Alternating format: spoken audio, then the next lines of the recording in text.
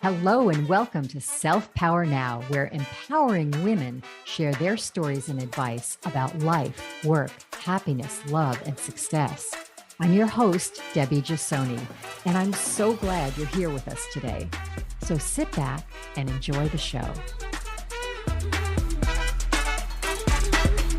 Today, we're talking to Nicole Martin. Nicole is founder and chief empowerment officer. I love that, as she calls herself, of HRBoost, an HR consulting services company in Chicago, Illinois.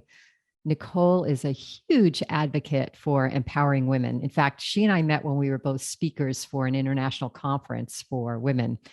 She's been honored by multiple organizations, including being named as one of Mirror Review's top 10 game-changing women in 2019. She is such a multi-talented business leader, online host, author of 5 books, one of which is The Power of Joy and Purpose.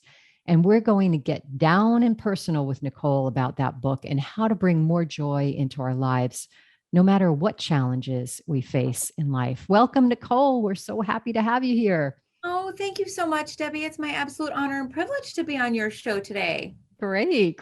I love it. Nicole, you are so blessed to have so many talents, as I've mentioned. And I must say, you are one of the most animated, upbeat people I've ever met. So let's get right to it, though. You have That's amazing, especially as the globe, travels that you take. I'm so honored to be complimented by you. Thank you. Well, I think as life goes, we kind of surround ourselves with people that are like-minded. I like to be around positive, upbeat people because I like to stay positive and upbeat. And I'm always preaching this like attracts like thing. So it's no surprise that when I met you at that conference, I said, oh, that's a person I really want to get to meet and I want to stay friends with because you were so positive. Yeah, and it was amazing to come home with the Best Speaker Award from that Paris conference. It was just such an honor that they honored me and that the audience that was global, thought that my keynote was amazing. And so now I get to carry that award home too. Absolutely. And you've got a list of them and they're all very well deserved. Now, you have one of those stories that started with great despair from a very early age, which is what your book, Power of Joy and Purpose, is based on. At 9 years old, you went through a very traumatic experience. Tell us about that. Yeah, it's something that I was essentially victimized, by one of my mother's clients. And it's one of those things where I was very young, as you state, I was 9 years old and being raised by a single mother. And it's one of those things that, when you're young and innocent, you don't see those things coming. And I remember, my mother gave me permission to let the gentleman in our home because he was a client of hers. My mother is a holistic health practitioner. So she said that he had lost his wallet and she called me from her office and I let him in. And before you know it, I was victimized essentially. Had you met him before, or I did met he him. even know I you never were met alone him. in the home? I had never met him before, but he had known that I was home alone and he probably saw photos of me when my mother had worked on him. My mother worked out of her home and, being somebody who is like a massage therapist, but a holistic health practitioner, healing bodies, essentially he had been a client of hers. And so she probably had said that she had a daughter and a son and, shared information, but no, I had never met him personally, but she had.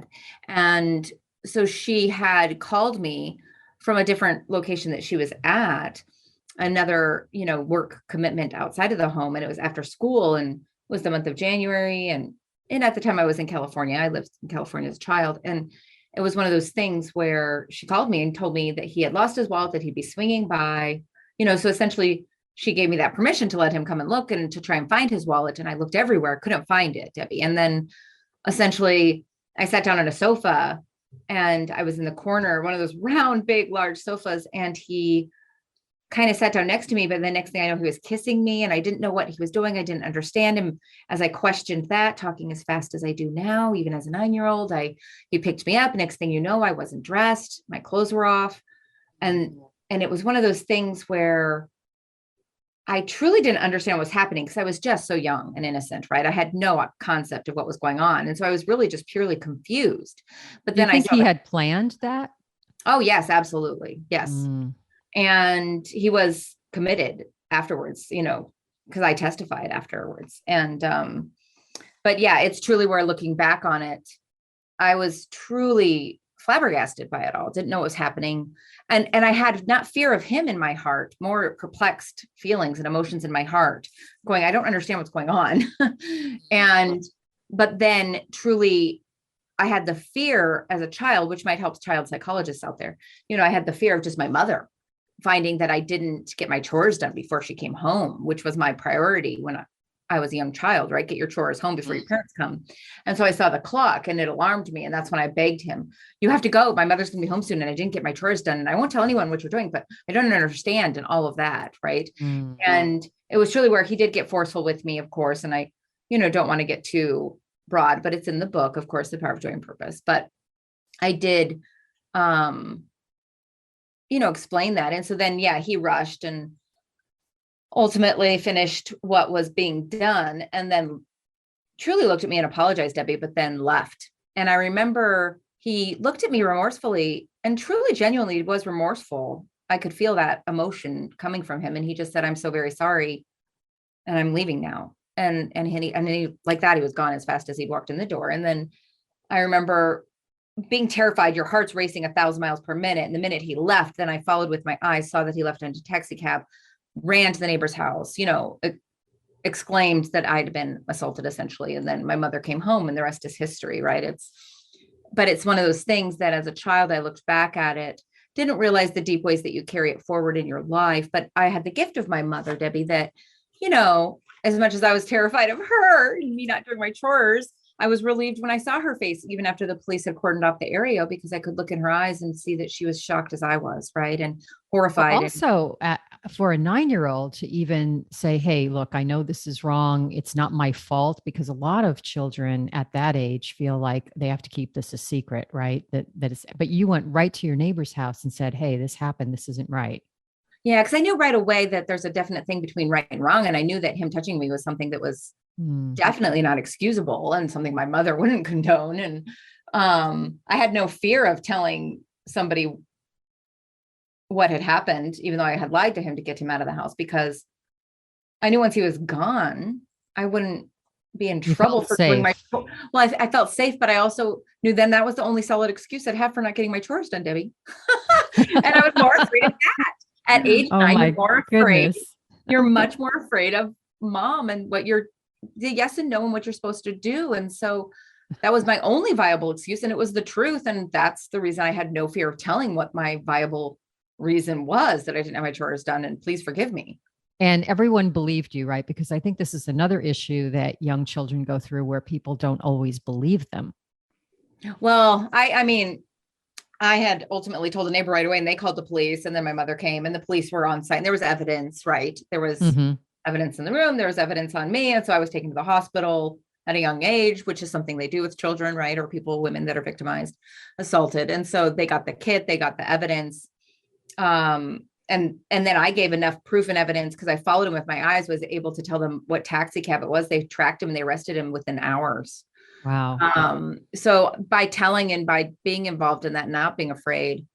Yeah. And then I was just more afraid actually of when I had to go to court, right? And I had to testify and retell the story. And I hadn't repeated it really to anybody, and not to my mother, because when you're a child, they put you in private quarters with a female police officer so that you're not trepidatious or hesitant about sharing everything or the truth.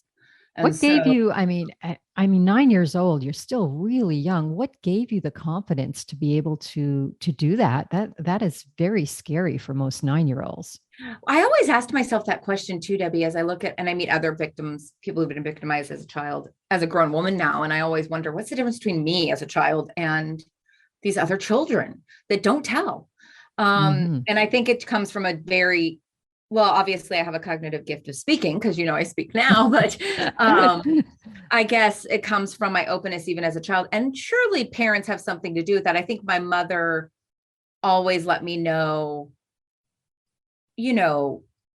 that I was a child of God and that I have unique gifts, and so does everybody else, but that, cherish your body, right? As young girls, I think women, mothers, we teach our children, your body is yours. Right. And yeah, so your mother was I'm sure very instrumental in shaping your attitude about yourself, about your body, about right or wrong.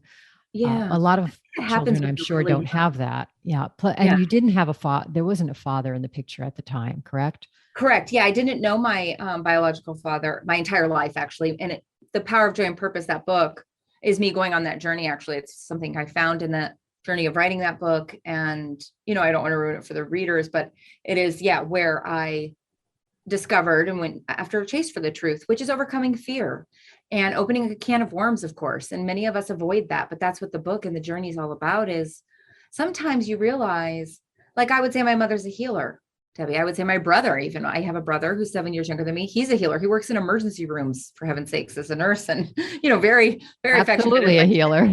Yeah. And so there's two healers in my immediate family. And then I think to myself, I'm a businesswoman and I've worked in HR and all of that, but I never looked at myself as a healer. I wouldn't think of myself as that until I wrote that book. And it took me a long journey, until 2018 when I penned and inked that book. And then I cried as I typed the last page because I realized, oh, I'm a healer too. And the lesson in that, Debbie, is that we all have the power to heal something somewhere. Absolutely. Heal ourselves Um, and heal others with our stories, which is actually what this podcast is about, to help women yeah. be and feel empowered by understanding what other women have done in their lives to feel empowered. And I know for me, when I wrote my memoir, Vita's Will, and it was about losing 4 family members in 4 years and my sister dying Yeah. from suicide, it was quite cathartic and healing for me. But I also wrote it, as I'm sure you wrote your book for, to help other people that were going through some of the same issues, to say, hey, you're not alone. This happens. Bad things sometimes happen to good people, and it's not your fault. And you don't have to be a victim all your life, and you can use it. I think sometimes you have to experience both sides of the spectrum, from despair to happiness, to really appreciate or choose one or the other, right? Right. Oh, absolutely. And I love that you say choose, because it is a choice. I think a lot of people, and I come out of that situation that happened to me as a child. Right. And one of the things that my mother did was she taught me the ABC model by, Dr. Albert Ellis. I don't know if you're familiar with that psychologist, but that A plus B equals C, essentially. And A is the adversity, the situation or event, things that we can't control, obviously. And we're going to have A on a daily basis. We're going to be confronted by A, you name it. Oh yeah, from the Right. trivial to the tragic. That's right. And then B is our belief. B is essentially our reaction, our personal, subconscious or conscious explanation that we tell ourselves in our minds is why the situation happened. And some people go down a journey of, well, this happened to me and this is because, instead of just saying what my mother taught me back then, which was, honey, this happened to you, but you are not a victim unless you choose to give that away to somebody, and you did not choose to give that away. And so you get to choose what the outcome is. You get to choose how this affects you going forward. And if you didn't give a piece of yourself away, then albeit it's not gone. Mhm. And I don't give love that. anyone that power. Don't give anyone that control over something that is your decision, your choice. Mm, I So it's love that. very empowering. And it did change and lead to C, which is the consequence, the outcome, the go forward.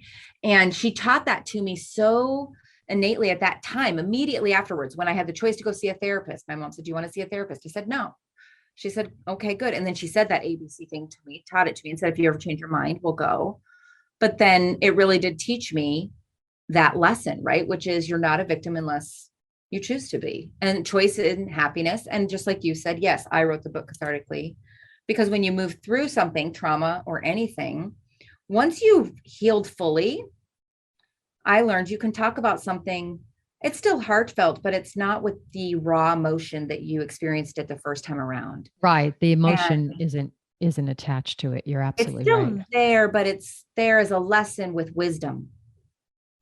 Now, And for me, I did go to therapy after my sister's suicide for a few months to kind of get to the other side of that pain. And what kinds of tools, if you didn't go to therapy, what kinds of tools did you use to get to that other side? I mean, you had to start at an early age, obviously. And right.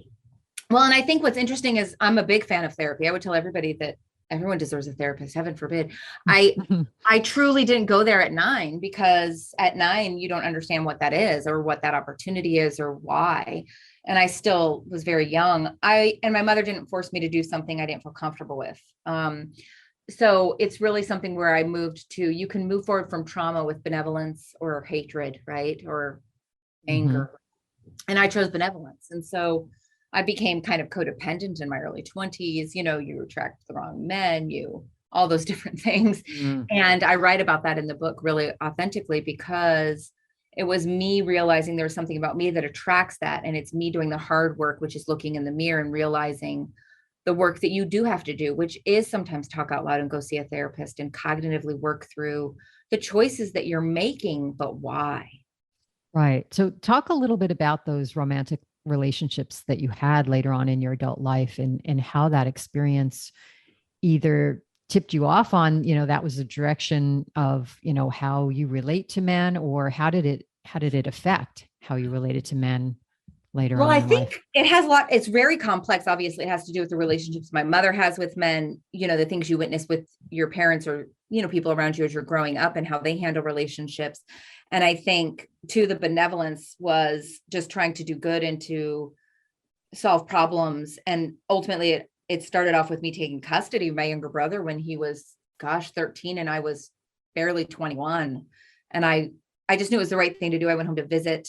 My mother was going through a divorce at that time, and I just brought my younger brother to live with me here in Chicagoland. And I knew there was more opportunities, and what 20-year-old does that, right? So it starts with, You're definitely an old soul.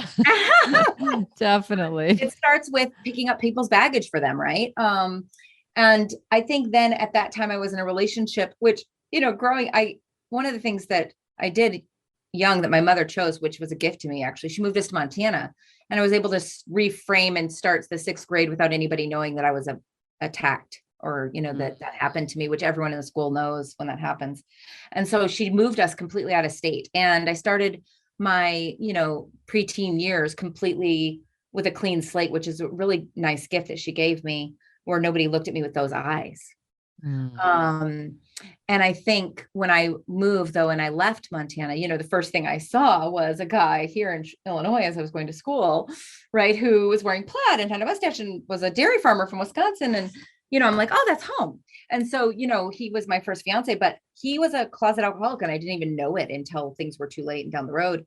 And you have to ask yourself, though, when you find yourself unhappy and you did all the things that you thought would make you happy, why are you not happy? And you have to get deeper into what blinders did you have on that you didn't realize, and it came to me in that 21-year-old phase where here I am, I'm sitting with a fiance who's a closet alcoholic, and I'm going to AA meetings and telling him he has to do these things when those are his issues.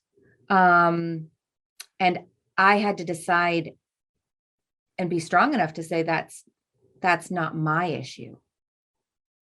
Right. And it's also not my job to fix it. right. And that's also when I sent my brother back home to my mother and said, I didn't birth this child, and I love my brother, but he needs to come home to you, Mom. So I grew a backbone essentially of clarity, which was, you can carry other people's problems and try to become the resolution for those things, but you have to understand what's really yours and what's not.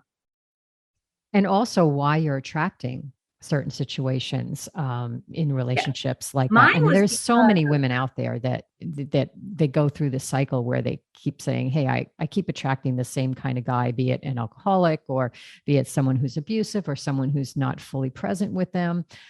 And there is something that you need to, I think that you need to address that would say, why am I attracting that sort of relationship? What is it? All comes back to self-worth, really. I mean, what do I deserve? What do I strive for? What do I feel? It's that clarity of being.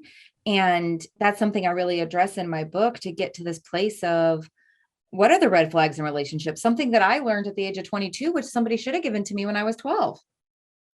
Right? Like, why do we have to go to a safe place, non-for-profit, as a grown person? No, educate yourself on the red flags of relationships early in life.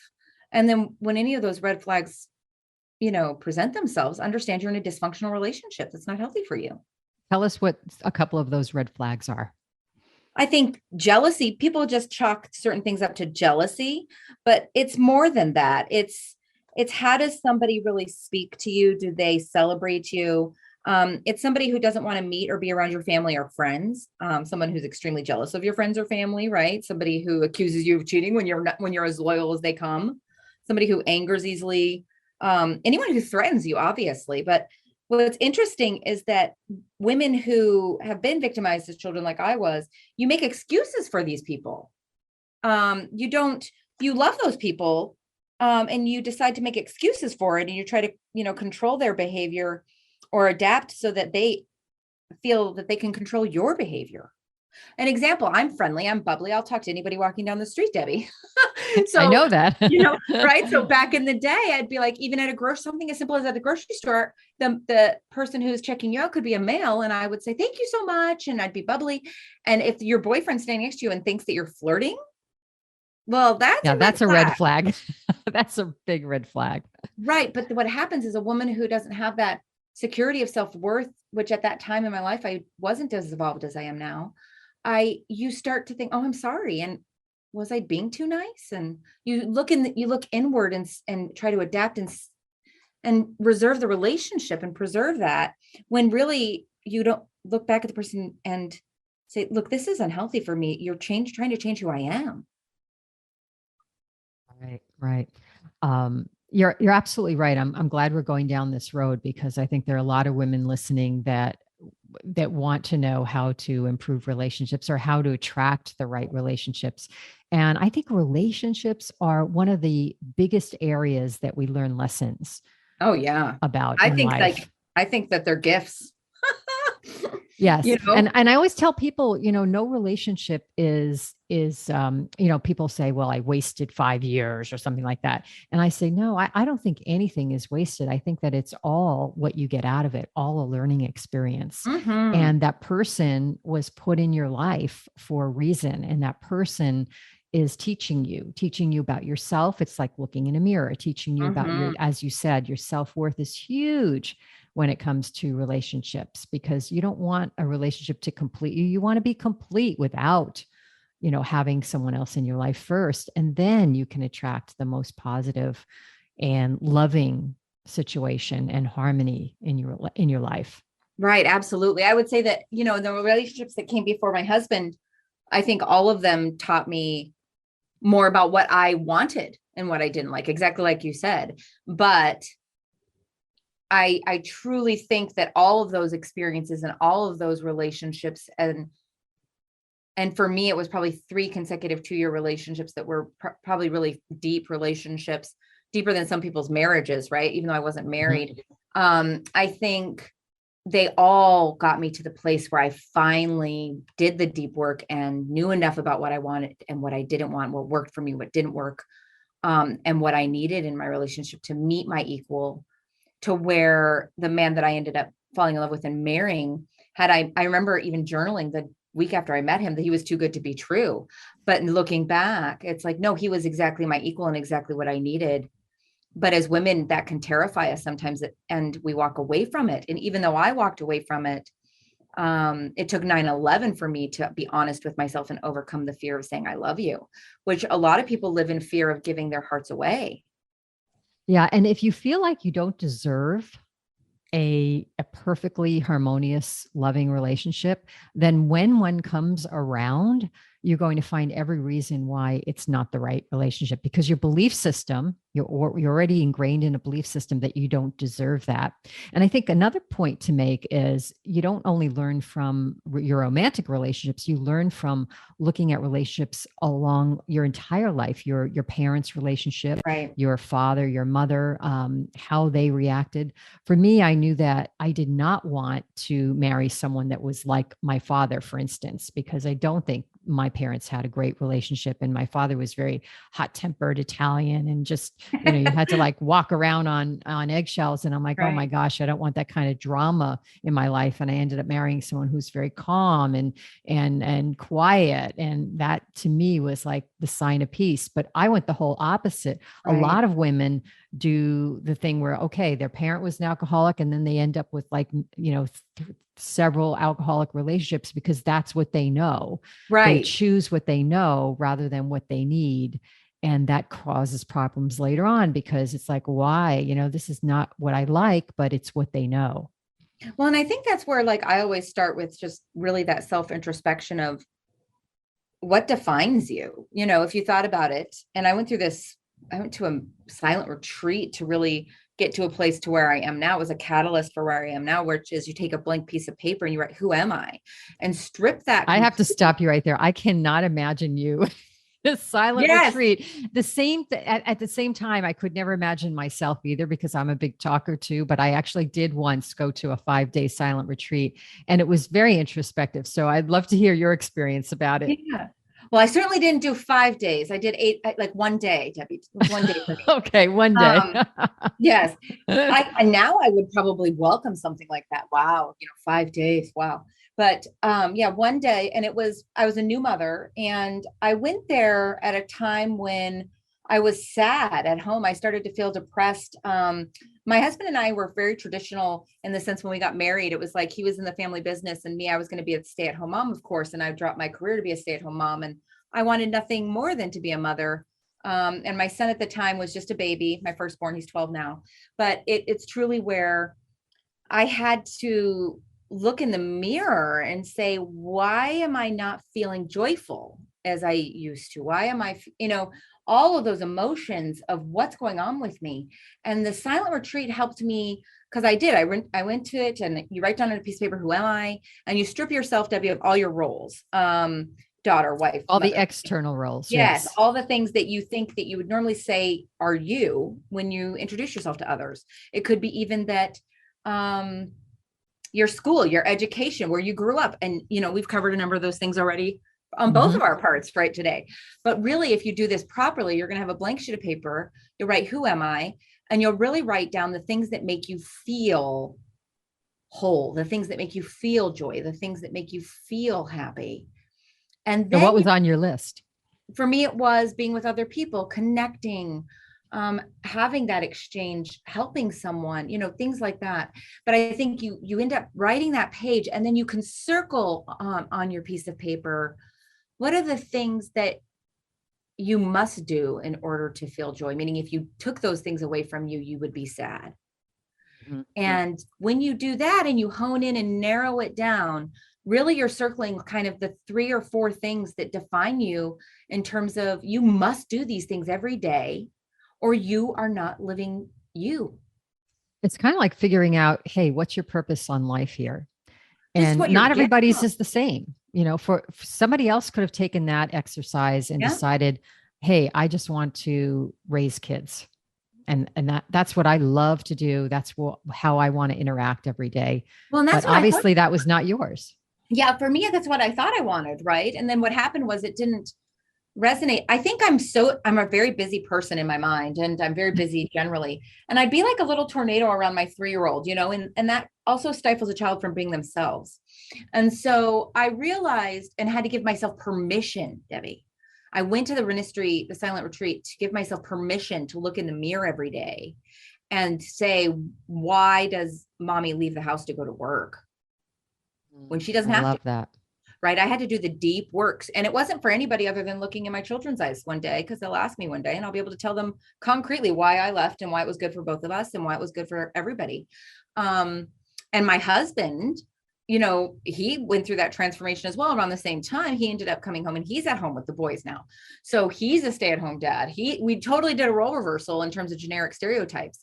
And why? Because we were able to grow as a couple together and honor each other's gifts in our marriage and in our lives, first and foremost, before we defined ourselves as parents.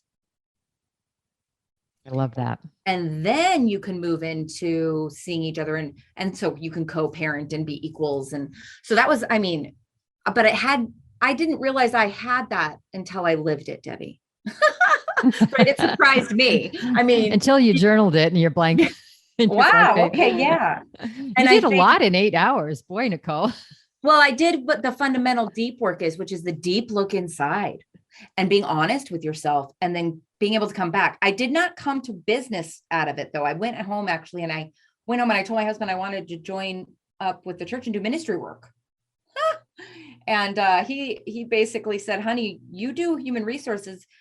If you had been in my family business when I was in business, we would still have a business. He goes, you do ministry. And it was my husband who helped me reframe that HR, what I do in HR is really workplace ministry. It was him that really helped me see that I do something much more meaningful and deep through my work that I didn't give credit to at that level, at that heart level. And I'm so, glad you bring that up, because I think that many people who have jobs, whether they be in corporate or even just, if they're stay-at-home mothers, they don't really see the ministry that they're doing. They don't really see the service that they're doing for, whether that's other people, children, their teams at work, helping other companies. I think every single job provides a service for someone. Oh, and absolutely. if you could absolutely just figure that out, even if you're a janitor or maintenance person, you are providing a service for someone that is needed. And that does come back to self-worth again. Well, I think people don't give themselves credit to say, I deserve to be joyful through my work. And so I think if everybody went back to ground zero and just said, what would I do every day that brings me great joy, that I could possibly find a way to earn an income off of doing that? What would that be? And then realizing, though, that if you're doing it properly and it's aligned with your gifts, the things that you do naturally for free every day anyway, just being you, which are your cognitive gifts, by the way, those things, realizing those things are special instead of taking them for granted, and then putting them to work, that is a vocation of ministry, especially, like you said, Debbie, if it's service to others in some capacity. And I think the opportunity now, what's so great about the transformation and paradigm shift that's happening with the talent pool globally right now with the pandemic and everything, is that people are starting to give themselves permission to do what they joyfully want to do for their livelihood. And if they could empower it more fully with, no, these are my gifts. And I'm meant to do this with purpose. And that's why our vision at my business at HRBoost is to bring joy and purpose to people through their work. And that starts with my own team, right? My employees, but we take it to our clients to say, do you ever, as parents, we look at our kids and we see their gifts. Our kids introduce themselves to us practically. We think we have something to do with that, but really we're truly guides if you're checked in. and it's like, oh my gosh. But then we go into the workplace, all of us, whether we're parents or not, we've had that experience that I just mentioned. And none of us look at human adults and say, so what's your gift? We'll say, what's your strength?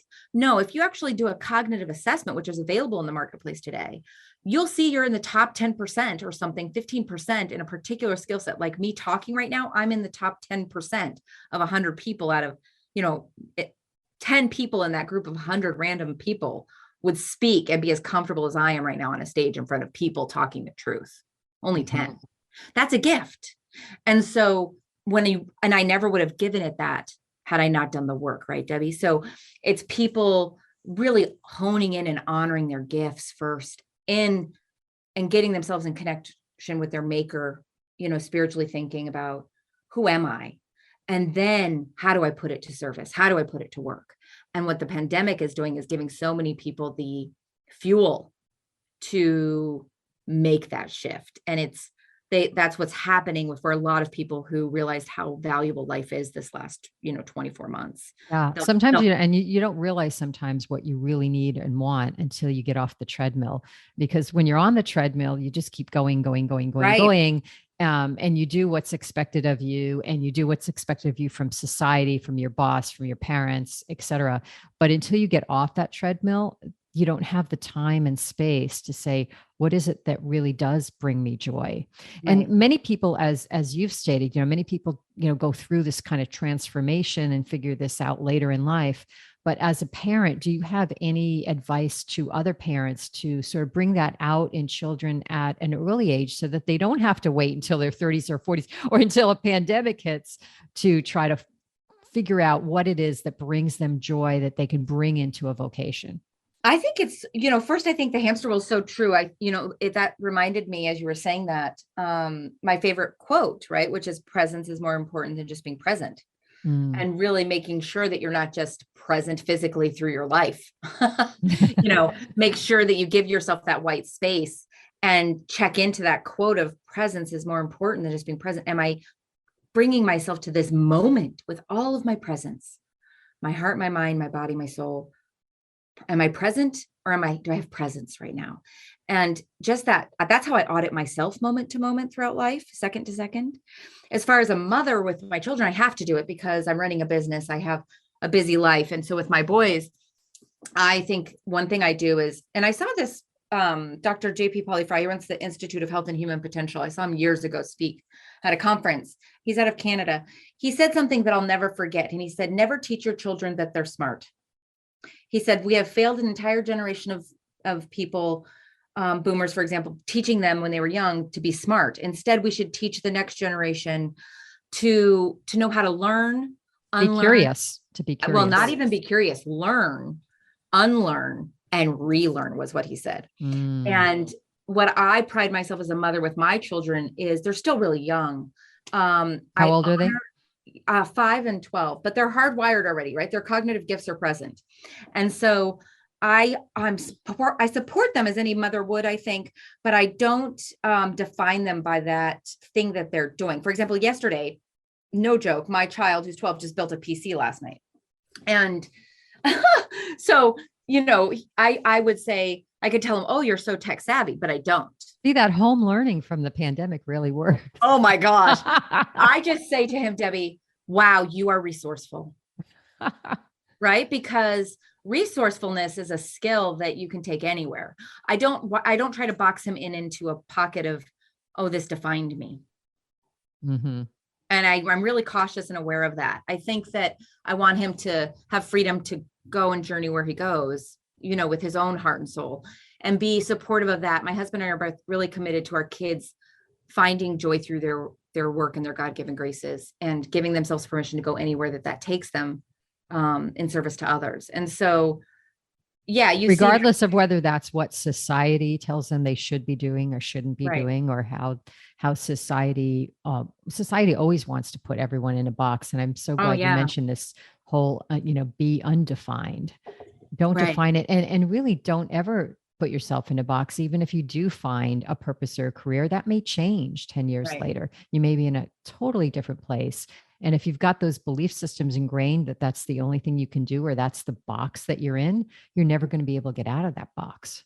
Well, and I always teach them too about emotional intelligence really young, which is the thing we can grow in our whole lives. And so I make sure that, they understand that, they shouldn't be weakness fixing. Weakness fixing came out of like in HR, performance management, performance achievement, just all these things that we're familiar with. And for me, what if you actually could just put people in their gift, and they can grow emotionally through the way in which they adapt to others, which we always have to have diversity in thought and a bridge to others in communication. But what if you could always reside where you're excellent?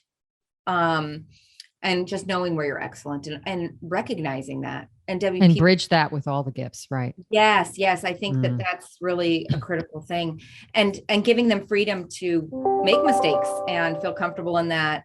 But the emotional intelligence card, I think the kids now blow my mind. I mean, my he's streaming live with his coding teacher in India twice a week, and he can the globe is so much smaller for the kids today. And they're going to change the world already, Oh, and yes, I believe that. And I believe definitely for the better. One last question before we end, Nicole. What are you going to do today to bring joy into your life? Oh my gosh. Well, just being with you today is wonderful. Oh, thank you. Right. But I actually, and I'm doing this new thing. I'm actually working with this woman, Cheryl Lynn, the Joyly, Joyely, is her website and her brand. But, she really wants us to touch 4 billion people around the globe right now with sitting in their chair of joy. And so something about sitting in your chair of joy, Debbie, is if you closed your eyes and you brought yourself to that place that makes your soul cup feel full, It could be in nature. It could be in your living room. It could be any place. It could be just in your mind, even. Yeah. Whatever that is, I take a practice of, I use my own quote that I shared with you earlier, presence is more important than just being present. And I probably already did that at least 12 times today, paused in whatever I was doing between meetings or between transitions.